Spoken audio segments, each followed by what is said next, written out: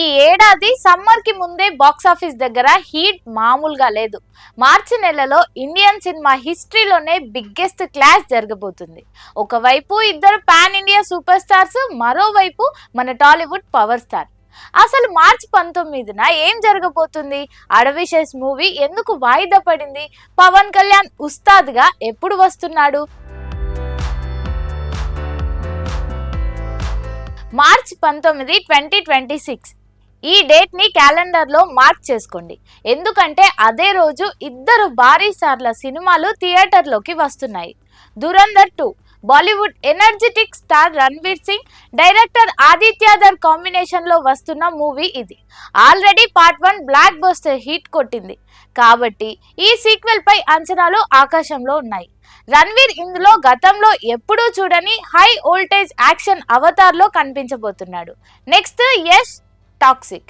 KGF తర్వాత global star అయిపోయిన యష్ నుండి వస్తున్న movie Toxic. Geetu Mohan Das direction లో వస్తున్న ఈ సినిమాకి a fairy tale for grown ups అనే క్రేజీ ట్యాగ్ లైన్ ఉంది. ఇప్పటికే రిలీజ్ అయిన ఇంట్రో గ్లిమ్స్ సోషల్ మీడియాను షేక్ చేశాయి. యష్ క్రేజ్ తో ఈ మూవీ బాక్సాఫీస్ దగ్గర సెన్సేషనల్ రికార్డ్స్ క్రియేట్ చేయడం ఖాయం. ఈ ఇద్దరి పాన్ ఇండియా స్టార్ల జోరు ఇలా ఉంటే, మన టాలీవుడ్ పవర్ స్టార్ పవన్ కళ్యాణ్ తన సినిమాను కన్ఫర్మ్ చేశారు. ఆల్రెడీ 2025లో సుజిత్ డైరెక్షన్ లో వచ్చిన ఓజీ ఎంత పెద్ద హిట్ అయిందో మనందరికీ తెలుసు.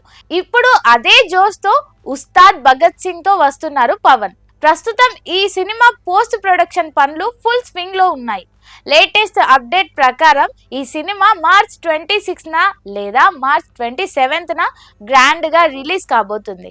మార్చ్ 19న వచ్చే హిందీ, కన్నడ సినిమాల ప్రభావం ఉన్నా తెలుగులో పవర్ స్టార్ సత్తా ఏంటో అందరికీ తెలిసిందే. ఉస్తాద్ గా పవన్ కళ్యాణ్ చూపే మాస్ పర్ఫార్మెన్స్ కోసం ఫ్యాన్స్ ఈగర్ గా వెయిట్ చేస్తున్నారు. మరో ఇంట్రెస్టింగ్ న్యూస్ ఏంటంటే, ఇదే మార్చి 19న అడవిశేష్, మృణాల్ ఠాకూర్ల డెకాయిడ్ కూడా రిలీజ్ కావాల్సి ఉంది. కానీ ఇప్పుడు ఈ సినిమా ఏప్రిల్కి వాయిదా పడింది. దీనికి మెయిన్ రీజన్ దురంధర్ 2 టాక్సిక్. ఈ రెండు భారీ సినిమాలు ఒకేసారి వస్తుండడంతో థియేటర్లు దొరకడం కష్టమవుతుంది.